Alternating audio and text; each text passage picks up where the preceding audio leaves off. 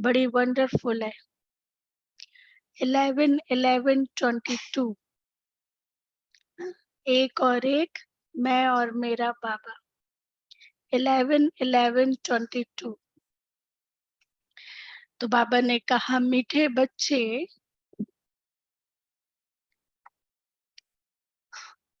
बाप जो सदा सुख देते हैं, अंशु बेटा यहाँ आ जाओ। बाप जो सदा सुख देते हैं,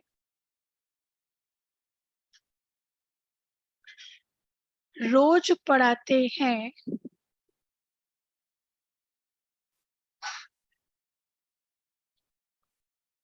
ज्ञान खजाना देते हैं,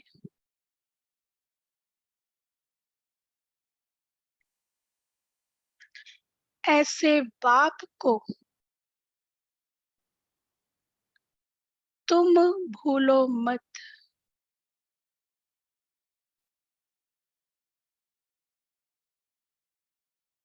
श्रीमत पर सदा चलते रहो, ऐसे बाप को तुम भूलो मत। श्रीमत पर सदा चलते रहो।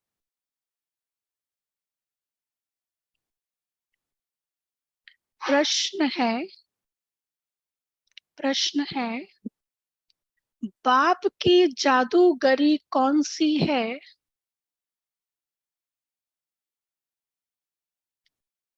जो मनुष्य नहीं कर सकते हैं? बाप की जादूगरी कौन सी है जो मनुष्य नहीं कर सकते हैं? कौन सी है? पति से पावन बनाना और स्वर का वर्षा देना, ज्ञान देना, और कौन कौन सी जादूगरी है? बहुत सारी जादूगरी है जो मनुष्य नहीं कर सकते। हाँ, स्वर की सत्य की स्थापना करना। तो आंसर है, पतित दुनिया को पावन बनाना। हाँ, आंसर है, कांटों के इस जंगल को बदलकर, कांटों के इस जंगल को बदलकर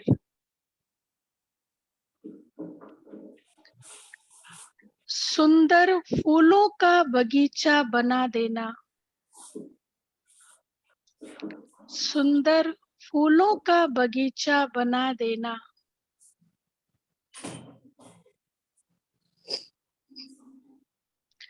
पतित मनुष्यों को, पतित मनुष्यों को पावन देवता बना देना। पतित मनुष्यों को पावन देवता बना देना, यह जादूगरी बाप की है। बाप ही सबसे बड़ा सोशल वर्कर है। बाप ही सबसे बड़ा सोशल वर्कर है, जो पतित शरीर, पतित दुनिया में आकर सारी पतित दुनिया को पावन बनाते हैं। जो पतित शरीर पतित दुनिया में आकर सारी पतित दुनिया को पावन बनाते हैं। अच्छा, गीत है,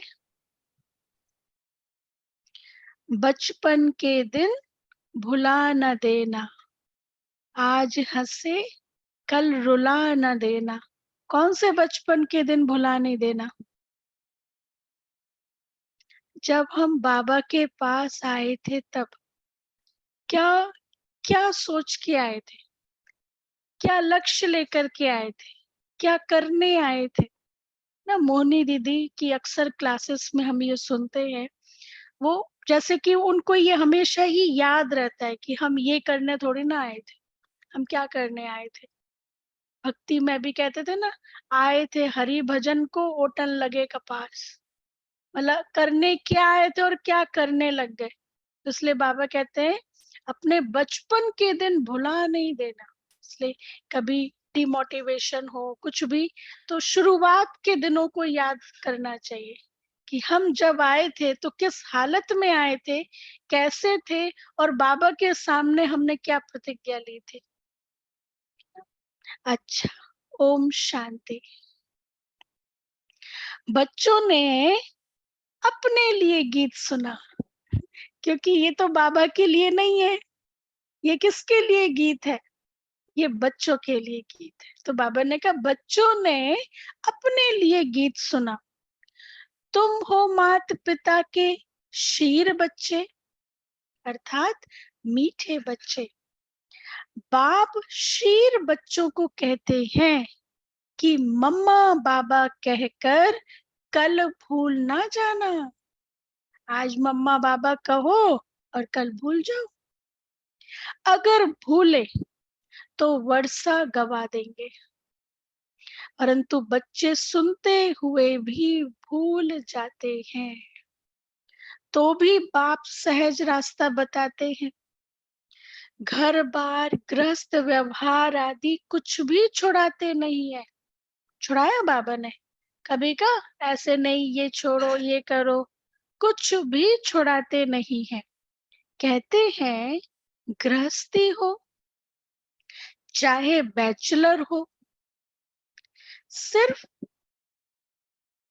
श्रीमत पर चलने का पुरुषार्थ करो। सिर्फ श्रीमत पर चलने का पुरुषार्थ करो। ऐसे बाप को कभी भूल ना जाओ।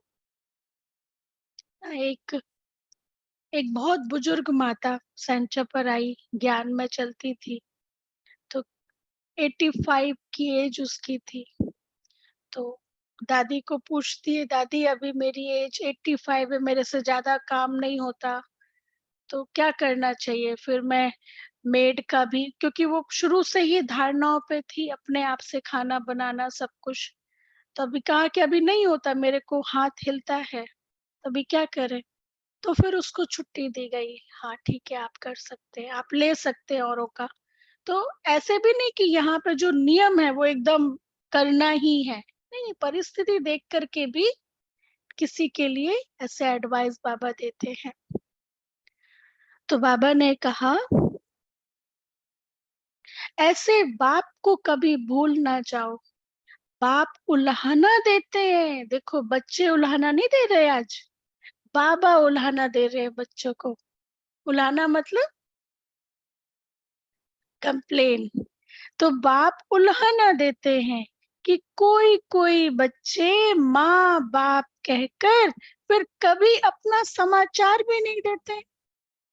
कैसे है, खुश खैरफत है, ठीक है, नहीं है, तो बाबा को अच्छा नहीं लगता।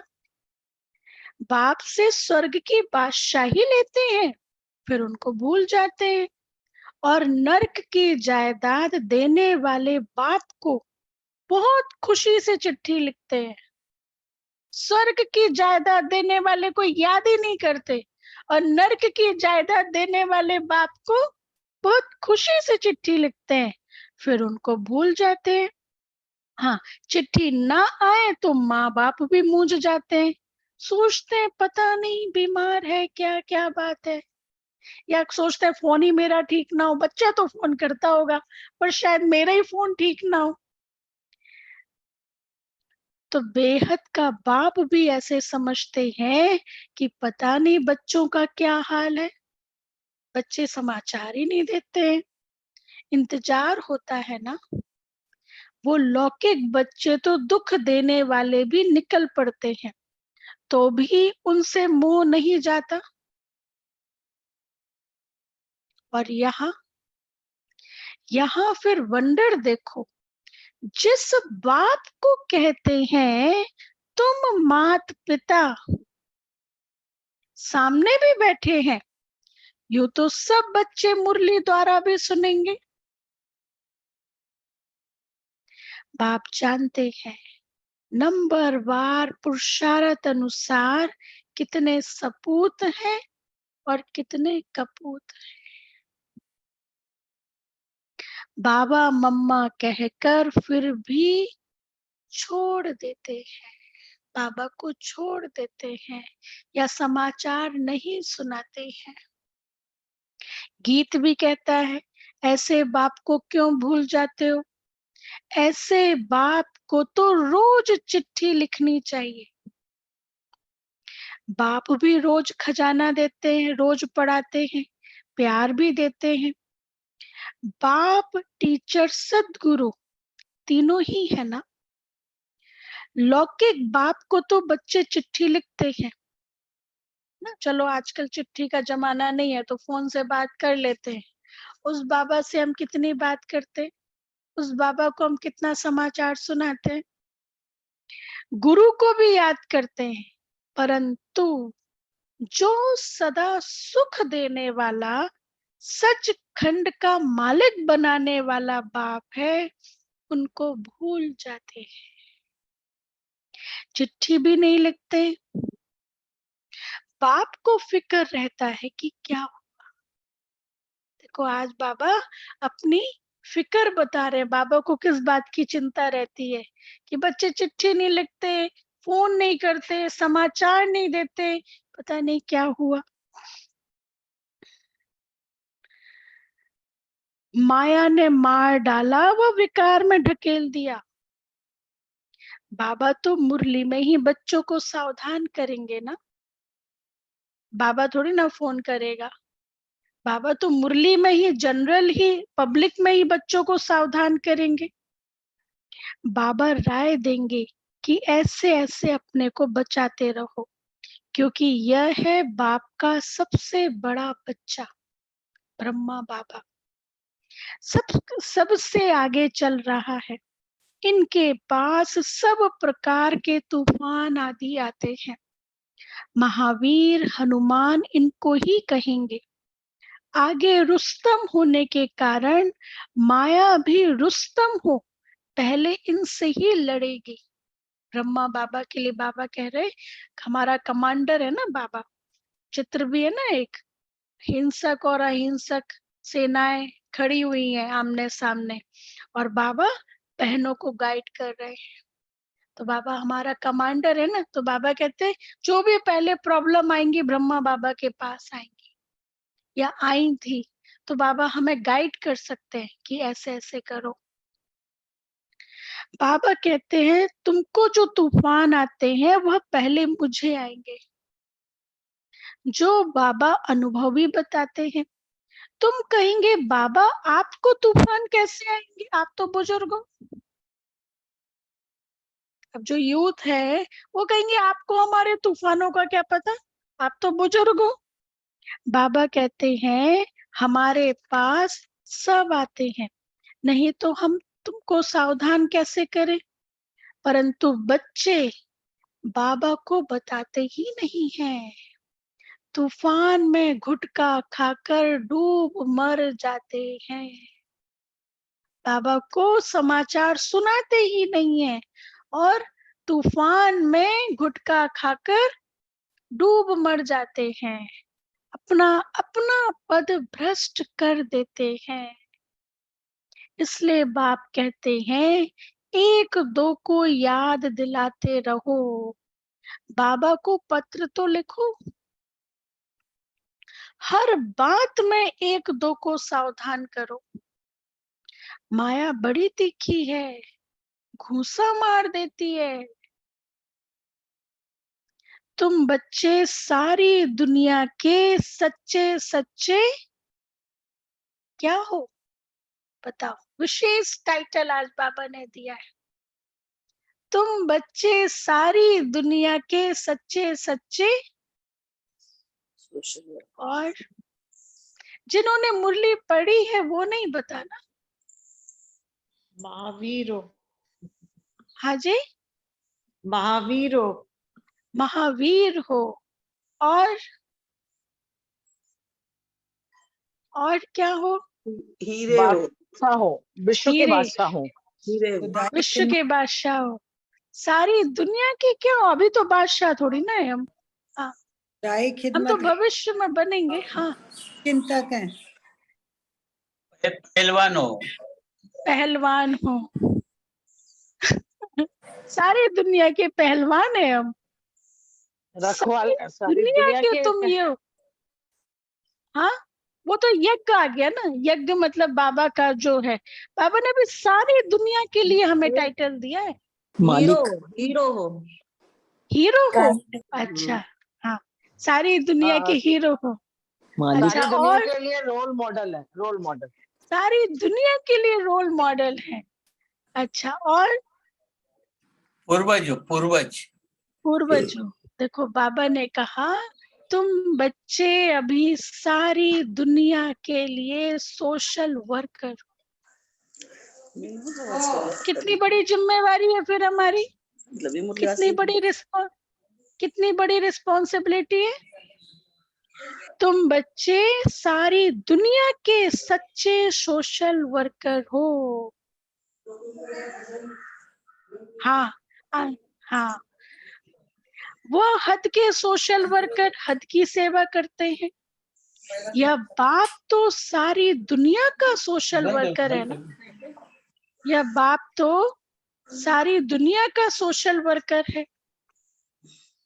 सारी पतित दुनिया को पावन बनाना यह बाप के ऊपर है। बाप को ही बुलाते हैं। ऐसे बाप को बाप कह फिर बच्चे भूल जाते हैं। ऐसे बाप को बाप भी कहते हैं लेकिन फिर भूल जाते हैं। यह गीत भी कोई का टच किया हुआ है। जैसे कोई कोई शास्त्र भी अच्छे बने हुए हैं जो मनुष्य अपने पास रखते हैं। यहाँ तो शास्त्र चित्र आदि कुछ भी नहीं है। यह चित्र भी अपने ही बनाए हुए हैं। वह सब चित्र हैं संशय बुद्धि बनाने वाले, कंफ्यूजन क्रिएट करने वाले। भक्ति मार्ग के चित्र संशय बुद्धि बनाने वाले, और ज्ञान मार्ग के चित्र विजयी बनाने वाले। यह चित्र ही निश्चय बुद्धि बनाने वाले हैं। दुनिया को तो यह मालूम ही नहीं कि भारत स्वर्ग था। भारत का कितना मान है। यहाँ ही शिव बाबा आते हैं। शिव को बाबा कहते हैं, फिर है ब्रह्मा बाबा। विष्णु को बाबा नहीं कहेंगे, यह भी तुम बच्चे जानते हो। दुनिया के मनुष्य तो कहते हैं हे पतित पावन आओ। दुनिया के मनुष्य तो कहते हैं हे पतित पावन आओ, हम पतित है आकर पावन बनाओ। परंतु यह नहीं जानते कि वह पतित से पावन कैसे बनाएंगे, कहाँ ले जाएंगे। बस तोते के मुआफिक बोलते रहते हैं, हे पतित पावन आओ, विषय विकार मिटाओ, पाप हरो देवा, कहते रहते हैं तोते मुआफिक। लेकिन कैसे आएंगे, कैसे हमारी आत्मा को पावन बनाएंगे, ये कुछ नहीं जानते। बिगर अर्थ कुछ भी नहीं जानते। अरे गॉड फादर कहते हो, क्या कहते हो, गॉड फादर। अब इसमें कितने सारे रहस्य छिपे हुए। फादर माना प्रॉपर्टी, और किसको फादर नहीं कहा जाता, गॉड फादर उसको भी कहते हैं ना, गॉड अंकल नहीं कहेंगे, गॉड फादर ही कहेंगे, है ना। तो बाबा ने कहा फादर माना प्रॉपर्टी वर्षा। विष्णु और शंकर को भी फादर नहीं कह सकते, तो और किसी को कैसे कहेंगे फिर ना। सब समझते हैं कि गॉड फादर निराकार ही है। आत्मा इस देह में आकर पुकारती है ओ गॉड फादर। बाप आकर देही अभिमानी बनाते हैं। तुम बाप को कहते हो बाबा हमको पावन बनाओ। बाबा ने कहा तुम बाप को कहते हो बाबा हमको पावन बनाओ। और पावन दुनिया में ले चलो। शुभ बाबा आते हैं भारत में पवित्र प्रवृत्ति मार्ग बनाने। देखो आज बाबा ने नया अपना कर्तव्य बताया, हालांकि उससे ही मिलता जुलता है, लेकिन शिव बाबा क्यों आते हैं? भारत में नया प्रवृत्ति, भारत में पवित्र प्रवृत्ति मार्ग बनाने के लिए, है ना। अभी जो प्रवृत्ति मार्ग मतलब गृहस्थ है वो पतित वाला है, और बाबा पवित्र प्रवृत्ति मार्ग क्रिएट करते हैं। बाप कहते हैं तुम प्रवृत्ति मार्ग वाले पावन थे, तुम ही चाहते हो हम पावन बने, स्वर्ग को याद करते हो। वैकुंठ कहने से श्री कृष्ण याद आता है, वैकुंठ कहने से श्री कृष्ण याद आता है। यह नहीं समझते कि प्रवृत्ति मार्ग के महाराजा महारानी लक्ष्मी नारायण को याद करें। अब मनुष्य चाहते हैं शांति। अब यह तो सारी दुनिया का क्वेश्चन है, शांति चाहिए, सारी दुनिया का क्वेश्चन है। उसकी जवाबदारी किसके ऊपर है? हमारे ऊपर है। बाबा ने कहा सारी दुनिया का क्वेश्चन है, शांति चाहिए, इसकी जवाबदारी किसके ऊपर है? बाबा के ऊपर, बाप के ऊपर है। जब भारत नर्क हो जाता है तो उसको स्वर्ग बनाने बाप ही आते हैं। नर्क फिर कौन बनाते, कब बनाते हैं, यह कोई नहीं जानते हैं। बाप कहते हैं मैं तुमको स्वर्गवासी बनाता हूं, स्वीट वर्ल्ड में ले जाए, फिर तुमको स्वीट बादशाही में भेज देंगे। ऐसे बाप से तो रात दिन पढ़कर पूरा वर्षा लेना चाहिए। ऐसे बाप से तो रात दिन पढ़कर पूरा वर्षा लेना चाहिए। वास्तव में रात दिन कोई पढ़ाया नहीं जाता है। बाप कहते हैं सवेरे और रात को 1 घंटा रेगुलर पढ़ो। सवेरे का समय तो सबको मिलता है, 1 सेकंड की बात है, सिर्फ बाबा और वर्षे को याद करना है। फिर भी तुम भूल जाते हो। फिर कहते हो बाबा हम क्या करें, याद भी बड़ी सहज है, सृष्टि चक्र का ज्ञान भी बड़ा सहज है। बाबा से ही कहते बाबा याद भी बड़ी सहज है, सृष्टि चक्र का ज्ञान भी बड़ा सहज है। यह है पाप आत्माओं की दुनिया, तुमको पुण्य की दुनिया में जाना है। तुमको पुण्य की दुनिया में जाना है। कोई बच्चा बहुत अच्छे परिवार में जन्म लेता है तो क्या कहते हैं, पता नहीं कौन सा ऐसा पुण्य करके आया है जो इतने बड़े खानदान में जन्म लिया। तो पुण्य की दुनिया में जाना है तो क्या करना पड़ेगा, वर्तमान में, वर्तमान में पुण्य कर्म करने पड़ेंगे। शुभ बाबा को याद करो। गृहस्थ व्यवहार में रहने वालों के लिए भी बहुत सहज है, तो बाप बच्चों को जरूर याद करते हैं। आज देखो कोई बच्चा ऐसे होंगे जो बाबा को अपना समाचार नहीं सुनाते, तो आज बाबा कंप्लेन कर रहे हैं। बाप बच्चों को जरूर याद करते हैं। फलाने की कभी चिट्ठी नहीं आती है, क्या हो गया है। वह जब सामने आते हैं तो पूछता हूँ क्या बेहोश तो नहीं हो गए थे, बेहोश तो नहीं हो गए थे, माया ने मूर्छित तो नहीं कर दिया था। बाप के साथ इतना लव नहीं, पाई पैसा कमाने वाले में लव चला जाता है। बाप के साथ इतना लव नहीं है, पाई पैसा कमाने वाले में लव चला जाता है। बाबा को समाचार देना चाहिए, बाबा हम जीते हैं, खुश हैं। देखो बाबा की भी मुरलियों में, अव्यक्त मुरलियों में भी बाबा कहते हैं ना, ओके लिखो, समाचार जरूर दो, है ना, भले और कुछ नहीं, डिटेल नहीं लिखना है, ओके तो लिख सकते हैं ना। और यदि ओके नहीं है तो उसका भी बाबा ने बताया था, ओ और के बीच में डैश लिख दो, डैश करो, है ना, तो समझ में आ जाएगा कि हाँ ओके नहीं है। तो समाचार बाबा को जरूर देना पड़े। बाप के साथ इतना लव नहीं है, पाई पैसा कमाने वाले में लव चला जाता है। बाबा को समाचार देना चाहिए, बाबा हम जीते हैं, खुश हैं, ठीक है। औरों को भी परिचय देते रहते हैं। बाबा तो रोज मुरली में याद प्यार भेजते।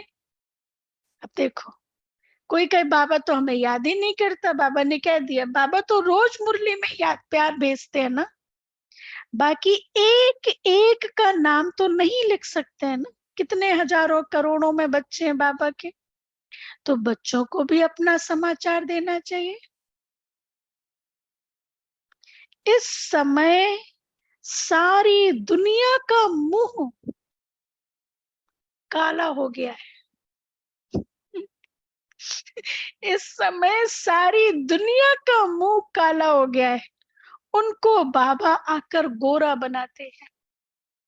बाबा भारत का मुंह फेर देते हैं, कांटों के जंगल को फूलों का बगीचा बनाते हैं। कैसा जादूगर है, स्वर्ग के बगीचे में भारत ही होता है ना, मतलब भारत में ही स्वर्ग होता है। वहां यह पता नहीं रहता कि हमारे पीछे और कौन कौन आने वाले हैं, समझते हैं बस हम ही विश्व के मालिक हैं। सत्युग को कहा जाता है गार्डन ऑफ अल्लाह। फिर जंगल कोई गॉड नहीं बनाते, वह तो रावण बनाते। जंगल गॉड नहीं बनाते, वह तो रावण बनाते हैं। बाबा तो शांति वन बनाते हैं ना, बगीचा बनाते हैं। जंगल और वन में क्या अंतर है? जंगल में तो कुछ चीजें अपने आप ही क्रिएट हो जाती हैं, है ना, कटीली चीजें, जंगली चीजें। और वन में एक एक चीज को संभाल के लगाया जाता है, रखा जाता है, कटिंग छटिंग उसकी वो की जाती है ना। तो बाबा बगीचा तैयार करते हैं और रावण जंगल तैयार करता है। तो बाबा ने कहा बाबा कांटों के जंगल को फूलों का बगीचा बनाते हैं। कैसा जादूगर है, स्वर्ग के बगीचे में भारत ही होता है। सत्युग को कहा जाता है गार्डन ऑफ अल्लाह। फिर जंगल कोई गॉड नहीं बनाते, वह तो रावण बनाते हैं। रावण पुराना दुश्मन है जिसको कोई भी नहीं जानते हैं। बाबा पूछते हैं तुम किसकी संतान हो भाई?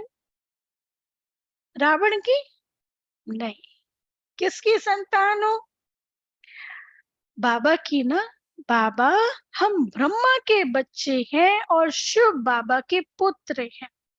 शिव बाबा ब्रह्मा द्वारा वर्षा देते हैं, ब्रह्मा द्वारा स्वर्ग की स्थापना कर रहे हैं। तुम बाबा के बच्चे बने ही हो वर्षा लेने के लिए। बाबा ने कहा तुम बाबा के बच्चे बने ही हो वर्षा लेने के लिए। बाबा कहते याद रखना, भूलना नहीं। क्यों, क्या भूलना नहीं? हम बाबा के बच्चे और बाबा से हमें वर्षा लेना है। कहते हैं बाबा घड़ी घड़ी भूल जाते हैं। अरे तुमको जो नरकवासी बनाते हैं उनको याद करते हो और स्वर्गवासी बनाने वाले बाप को भूल जाते हो। बताओ, ये तो छोटे बच्चे को भी समझ हो गए कि मेरा फायदा किसमें है, वो काम करना है। बाप को नहीं भूलेंगे तो वर्षे को भी नहीं भूलेंगे।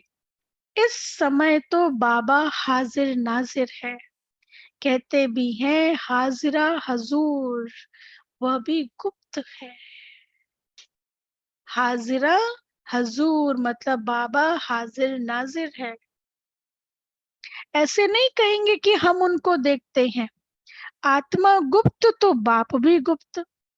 आत्मा शरीर में आकर बोलती है मुझे भी शरीर चाहिए, नहीं तो आऊं कैसे? गर्भ में आऊं तो गर्भ जेल में आना पड़े। मैं गर्भ जेल में क्यों आऊं? मैंने कौन सा गुनाह किया है? बाबा कहते मैं गर्भ जेल में क्यों आऊं? मैंने कौन सा गुनाह किया है?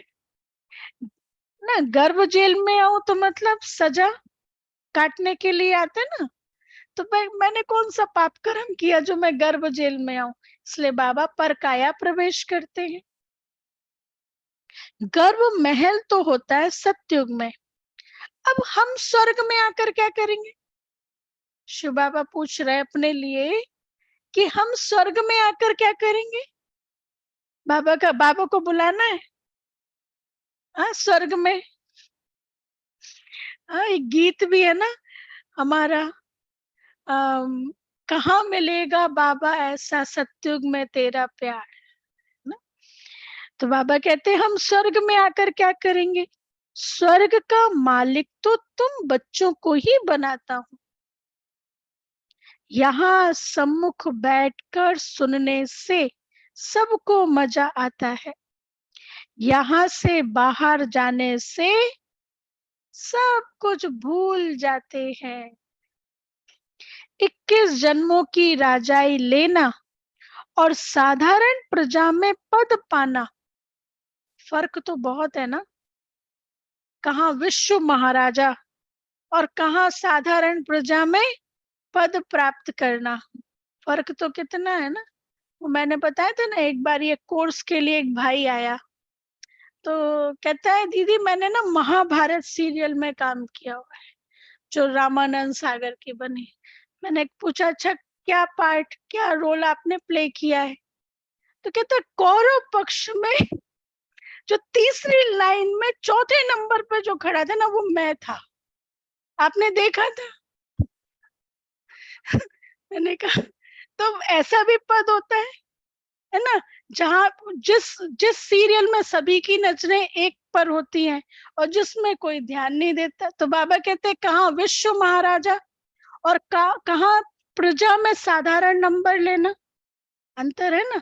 अब सतयुग में तो हम सब पहुंच जाएंगे, रेस किस बात की है? पद ऊंचा लेना। तो बाबा ने कहा 21 जन्मों की राजाई लेना और साधारण प्रजा में पद पाना, फर्क तो बहुत है ना। भील लोग रोटला खाते हैं, साहूकार माल खाते हैं। रोटला मतलब बड़ी बड़ी मोटी मोटी रोटियां भील लोग खाते हैं और साहूकार माल खाते हैं, 56 भोग खाते हैं। फर्क है मर्तबे का, परंतु दुखी तो दोनों ही होते हैं।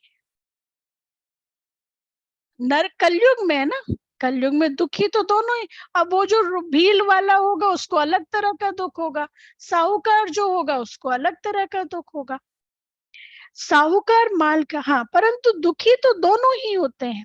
फिर स्वर्ग में सब सुखी होते हैं, परंतु मर्तबा नंबरवार है।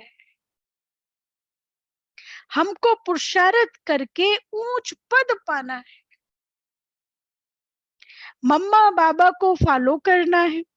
इस समय श्रीमत मिलती है तो मात पिता को फॉलो करना पड़े। मात पिता तो साकार में चाहिए, शिव बाबा को तो पुरुषार्थ करना, शिव बाबा को तो पुरुषार्थ करना नहीं है।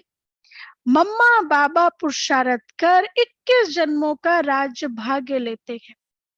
फिर जो अच्छा पुरुषार्थ करते हैं वह गद्दी पर बैठते हैं। 8 पास विद ऑनर होते हैं, उनमें आना चाहिए। उनमें नहीं तो 108 में आओ। मार्जिन तो 16,108 की भी है। 16,108 की बहुत बड़ी माला होती है, उनको बैठ खींचते हैं। कई मंदिर में है ना 16,108 ऐसे जपते रहते, शायद साउथ में कोई मंदिर है, वहां पे विष्णु जी लेटे हुए हैं और वहां माला है 16,108, उसको खींचते हैं। यहाँ माला जपने की बात नहीं है, बाप तो कहते हैं फॉलो करो।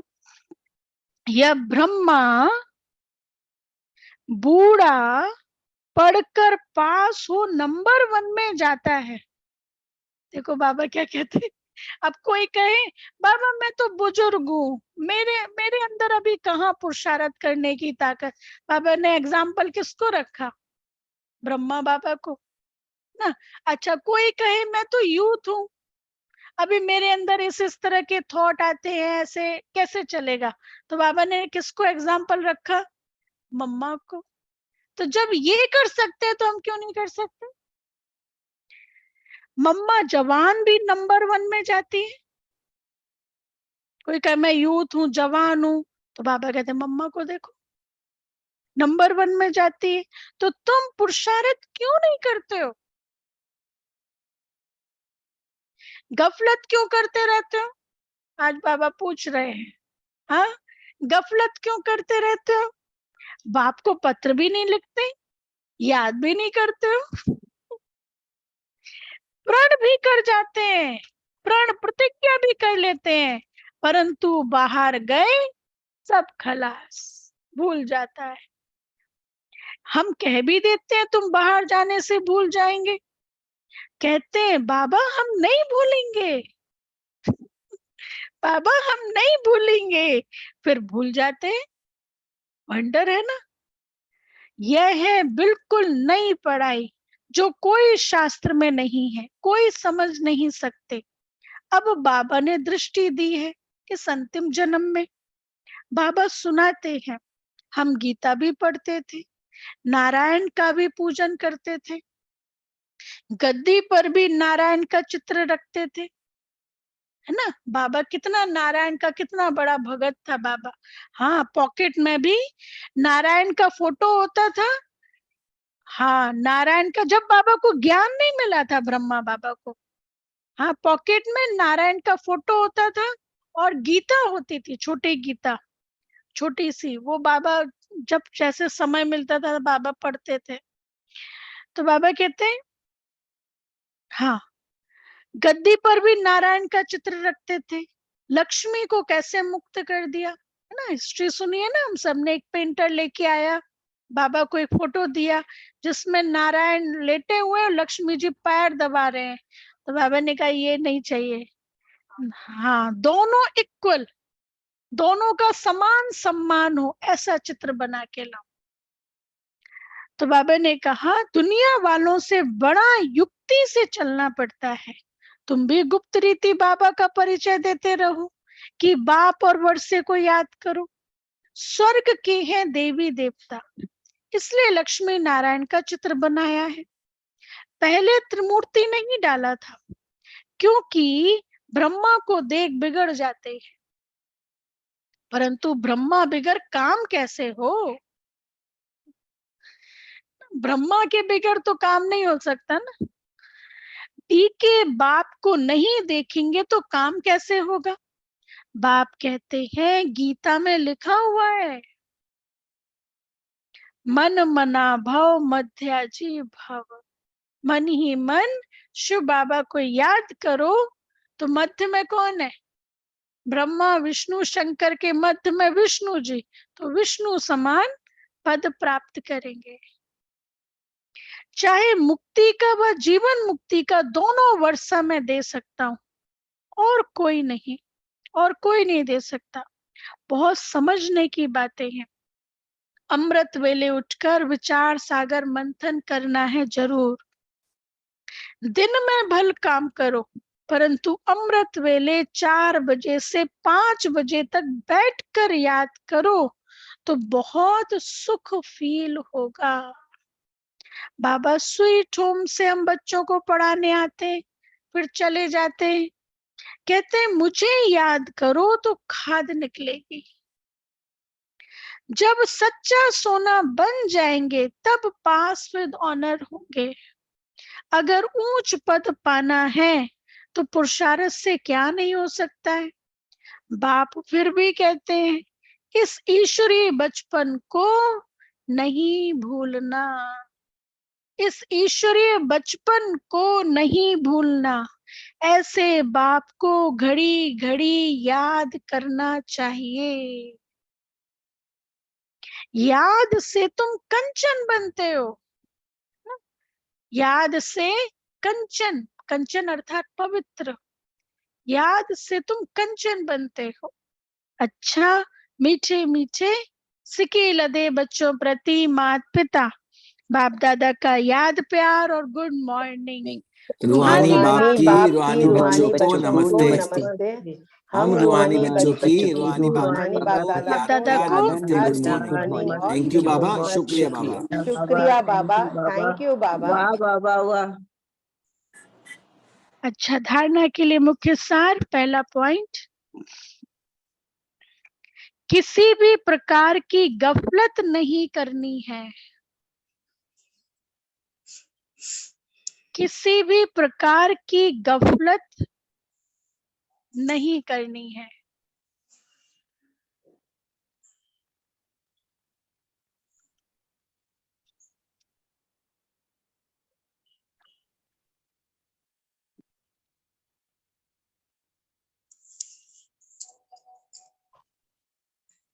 एक दो को सावधान कर, एक दो को सावधान कर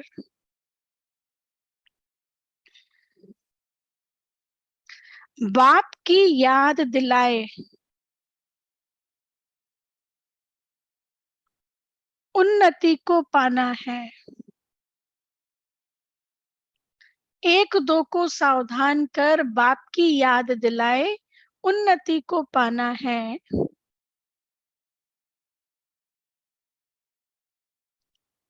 अपने ईश्वरीय बचपन को भूलना नहीं है, अपने ईश्वरीय बचपन को भूलना नहीं है।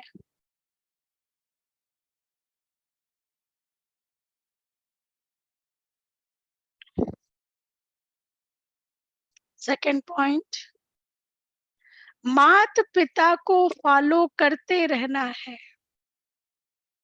माता पिता को फॉलो करते रहना है।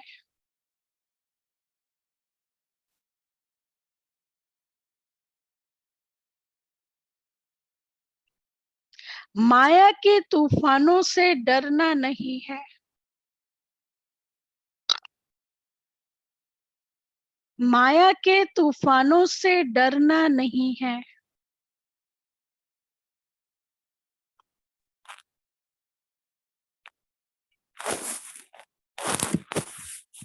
अमृत वेले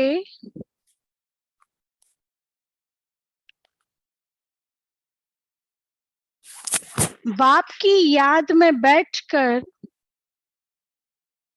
सुख का अनुभव करना है। अमृत वेले बाप की याद में बैठकर सुख का अनुभव करना है।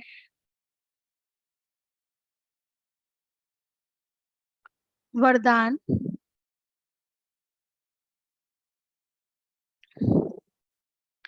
दृढ़ता की शक्ति से,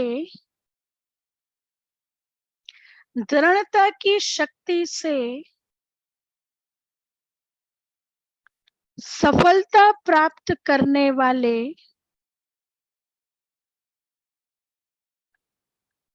सफलता प्राप्त करने वाले प्रयोगशाली त्रिकालदर्शी भव।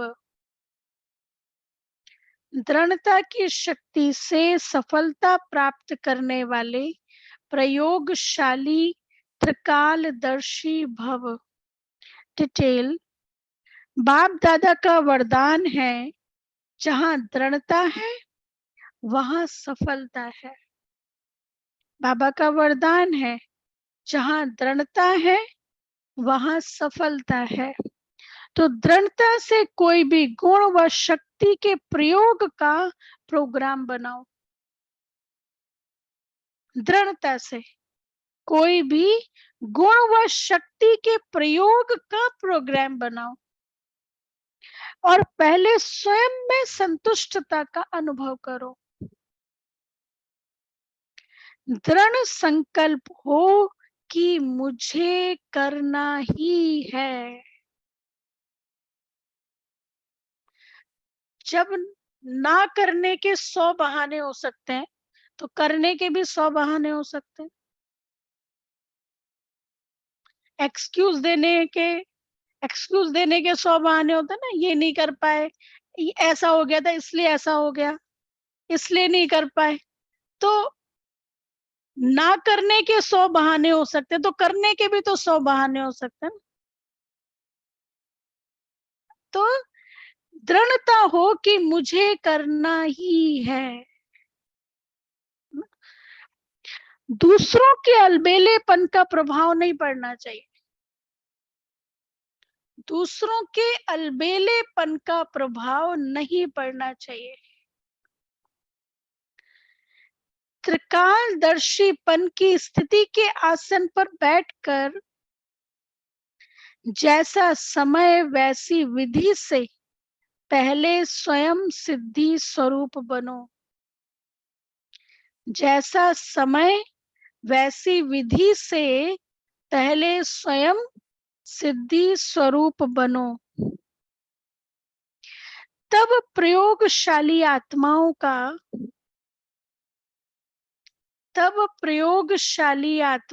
का पावरफुल संगठन तैयार होगा। तब प्रयोगशाली आत्माओं का पावरफुल संगठन तैयार होगा और उस संगठन की किरणें बहुत कार्य करके दिखाएंगी।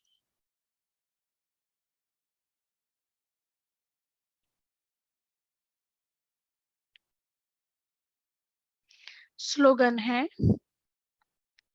सर्व की दुआएं प्राप्त करने वाले ही संतुष्ट मणि हैं। सर्व की दुआएं प्राप्त करने वाले ही संतुष्ट मणि हैं।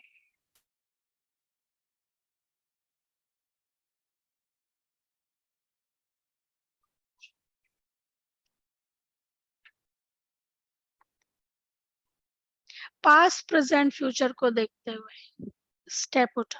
जैसे अब हमें पता है ना फ्यूचर, दुनिया कहाँ जा रही है। बाबा कहते हैं अब समेटने का समय, विस्तार का समय नहीं है, और हम अब और विस्तार करते जाए तो ठीक नहीं ना। तो इसलिए बाबा कहते हैं त्रिकालदर्शी स्थिति पे बैठ के फिर निर्णय करो। अच्छा, अव्यक्त इशारे। हाँ, आज 11th पॉइंट है, प्लान और प्रैक्टिकल को समान बनाने के लिए, प्लान और प्रैक्टिकल को समान बनाने के लिए स्मृति में जो आपका प्लान है, वाणी में भी प्लेन और कर्म में भी प्लेन। स्मृति में प्लेन, वाणी में प्लेन और कर्म में प्लेन, अर्थात श्रेष्ठता हो। प्लेन मतलब बाबा के ऊपर छोड़ दिया, निर्संकल्प है ना। यदि हम अपने प्रोग्राम बनाते रहेंगे तो बाबा कहाँ बनाएगा।